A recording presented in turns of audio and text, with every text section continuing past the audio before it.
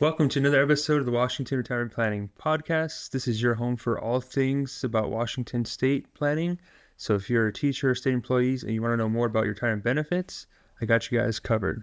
In today's episode, we're going over a couple of strategies that you can use to make your money last as long as you do. So a big fear people have is that, hey, my money's going to run out at some point in the future.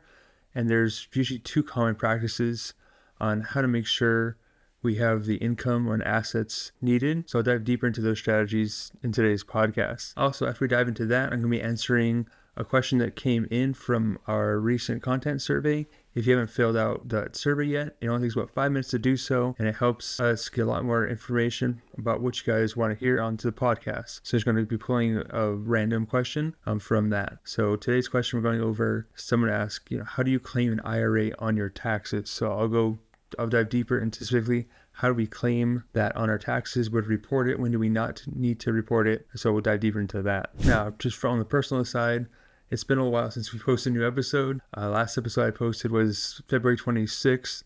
It was a tribute to Coach Duarte, the old sprint coach in Sealy High School.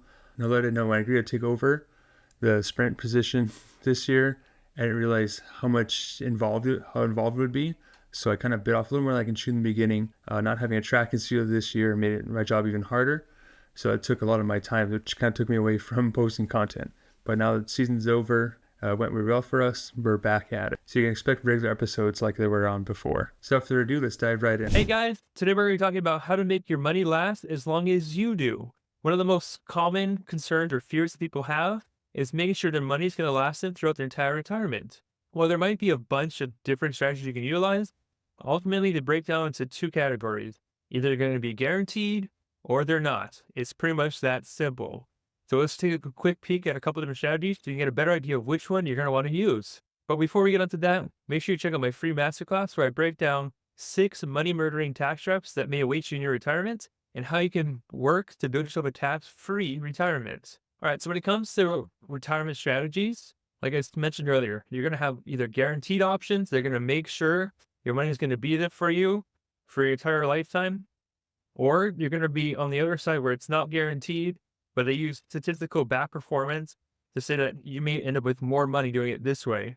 Let's take a peek at a couple of those so you get a better idea of it. So the most common way that people take money out of their retirement accounts is using this old financial rule of 4%. And it was created way back in 1994. So it's over 25 years old. And basically it stated that if you took just 4% off of your retirement account each year, so if you had $100,000, just taking out $4,000 per year, you'd have a 98% chance that that money would last you for the next 30 years or basically into the end of your retirement. So back in the 90s, interest rates were higher. The market didn't have 3 corrections that we've had since then.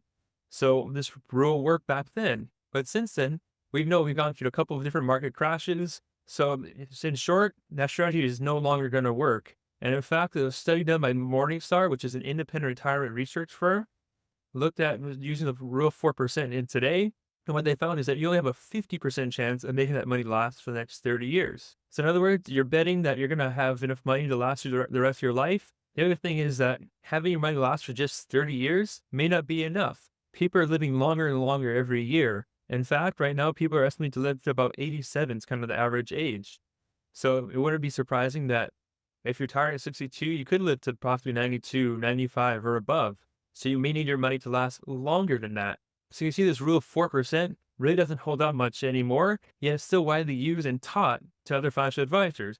So if you're thinking about leaving your money in the market and just taking a little bit out each year, you may want to second guess it, especially if you need the income, because it's not a guaranteed strategy. Now, the reason why this rule is still being used is because a lot of financial advisors are taught that money in the market over the last, 100 years at average, 8% on average. So if I only take out 4%, I still make more, and you'll end up with more money down the road. That's what they tell you. But what they don't tell you is that 8% average return that the stock market has had since 1926 is if you're 100% tied to the stock market. I don't know if anyone is actually going to do that. How many of you are going to actually have 100% of your money tied to the stock market in your retirement? Probably none of you guys. So that 8% number that they use isn't really going to be true.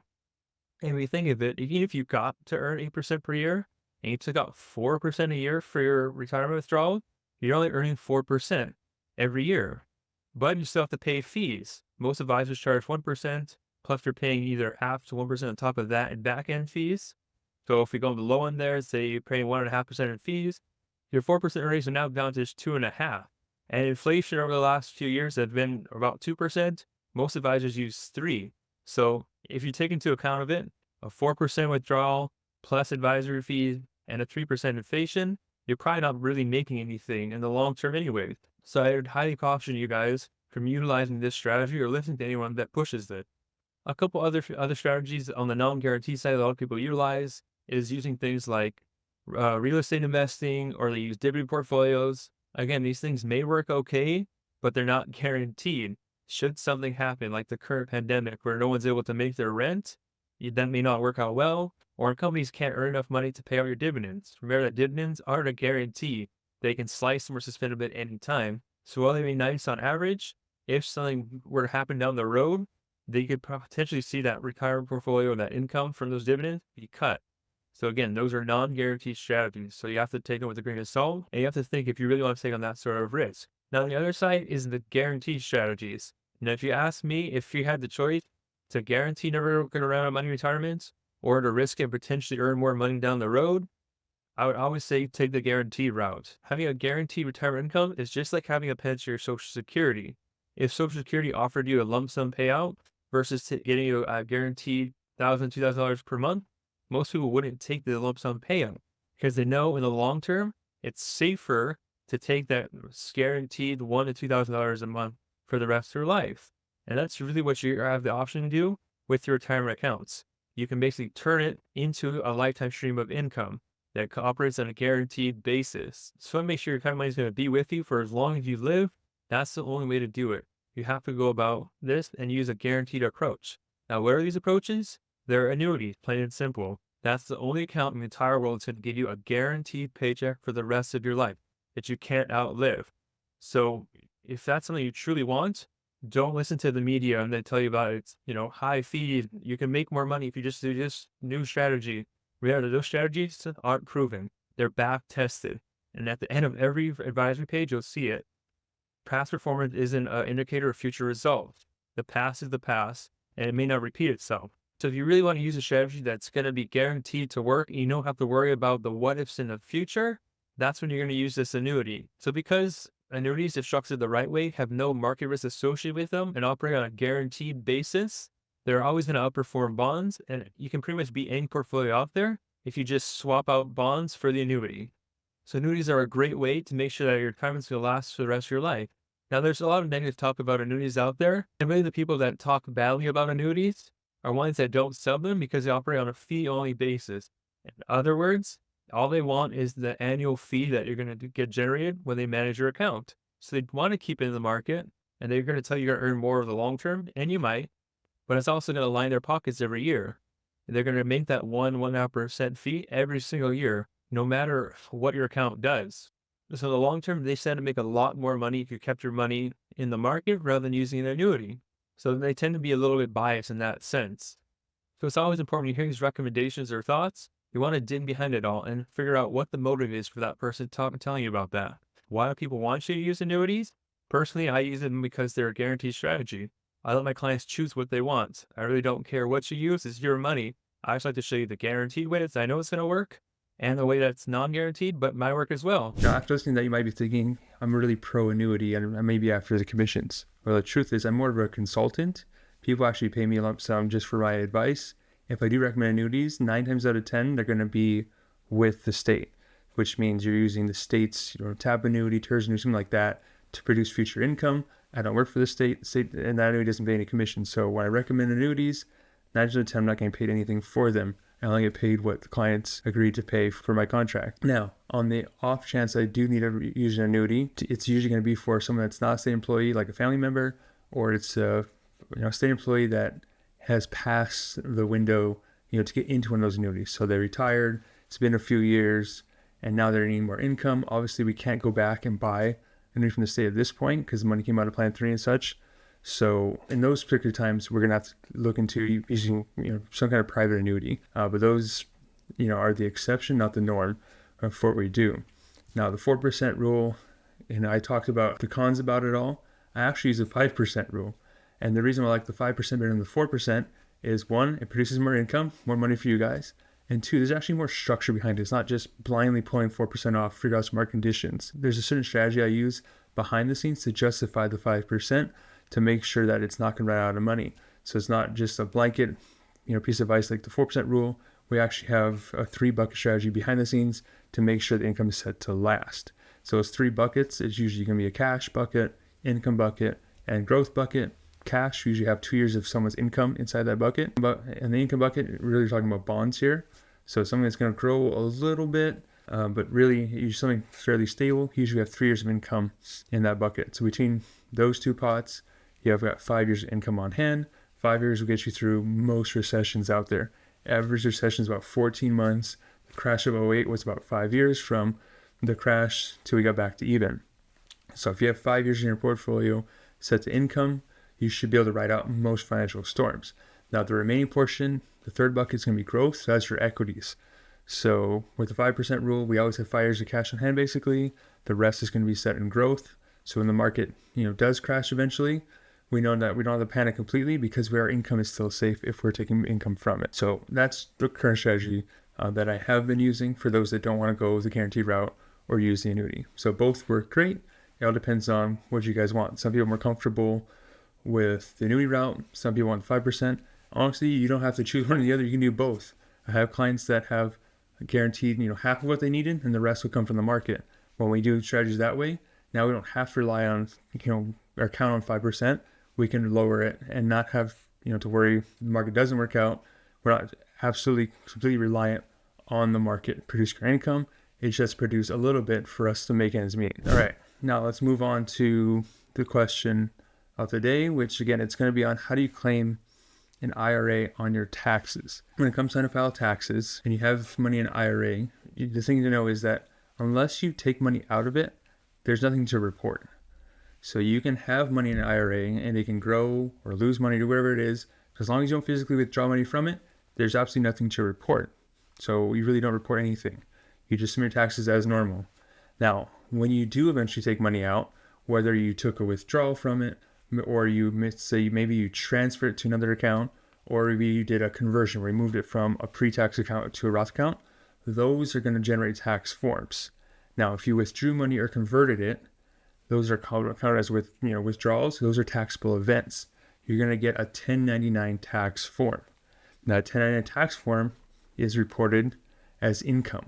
Because we haven't paid tax this money yet, any distribution we take counts as income. We're taxed at our no tax bracket. So if I'm working and make $100,000 a year, but let's say I took $10,000 out of my IRA and I wanted to put into a Roth IRA, I did the conversion, my income, I now report $110,000 earnings, not just 100. Now, depending what bracket I'm sitting at for that 110, I'll pay taxes as such on that money. But as far as reporting it, I'm just reporting a 1099 for $10,000. Now, if you are transferring, let's say, an IRA to another IRA, you still may get a tax form. But the key point is those are non-taxable, and you should see a box check that this is a non-taxable event. Those typically do have to be reported. So you report that I transferred, $300,000 from an IRA to another one. That does get reported, but it's not a taxable event. So when you're looking at your tax paperwork, you'll see that it's going to be reported on there. But as far as taxes due, they should be blank or 0 next, which means it wasn't a taxable event. But those events you do is report it, and you'll get the paperwork in the mail all the same. Now, before I sign off, remember that we are currently building out my first ever course dedicated to Washington State employees. The first module is going to be available for free in our free community that I'm building out. The rest of it, when it becomes recorded, will be on to our paid community. So I'm building 2 brand new communities, one into the free version. Anyone can join. There's going to be a lot of free content, just like you guys are used to getting with podcasts and YouTube videos. But I'm also creating a paid community for those that want to dive deeper into it and really go into the weeds of how the financial systems works. Of course, on the paid community, I'll be delivering a lot more value there, more courses coming out, other things that I've kept in private that I've never shared publicly. Those can be posted in the community, so you get a lot more access to information and things out there. I also dive deeper into strategies I personally use for myself, whether it comes to investing, generating income, and just kind of my overall plan, because I'm not a state employee, and I'm surprised people don't ask where I invest more often. but it's completely different than what you guys have available to you. I'll share kind of what I'm doing. So if you guys want to ask questions, or if it opens your eyes, you want to try something different, you can always ask me in there. I'm happy to help you guys get a similar setup as well. So that's going to be in the new paid community coming up. Hoping to get that done before the end of the year. I know it's kind of a vague term, but that's just kind of my timeline. Our goal is by the end of December to have this thing set up and launched. All right, so that's coming down the pipeline for you guys. Fill out that content survey. The link will be in the description of the show notes below. That's going to let me know what you guys want to hear or learn about next. You can submit a question for me to answer in the podcast. And until next time, remember that your future depends what you do today. All right, before I sign off, just a real quick legal disclosure that we're required to say as licensed fiduciary advisors. So remember that this is a podcast. It is designed for educational and entertainment purposes only. I don't know you personally, therefore I cannot give you any personal advice. So please don't take anything that we say on the show as being personal, financial, legal, or tax advice. If you want that kind of stuff, make sure you seek out a professional so they can help you with the strategies and investments that are right for you. Also, please remember that despite the name of our show, we are in no way associated with Washington State or the Department of Guidance Systems or any other Washington employer. We're a private-owned firm that specializes in working with Washington State employees, which is why we know so much about this stuff. So remember, we don't work for the state in any way, shape, or form, so please don't confuse us as being an official representative of the state. All right, that's it for the legal stuff. I'll catch you guys all next time.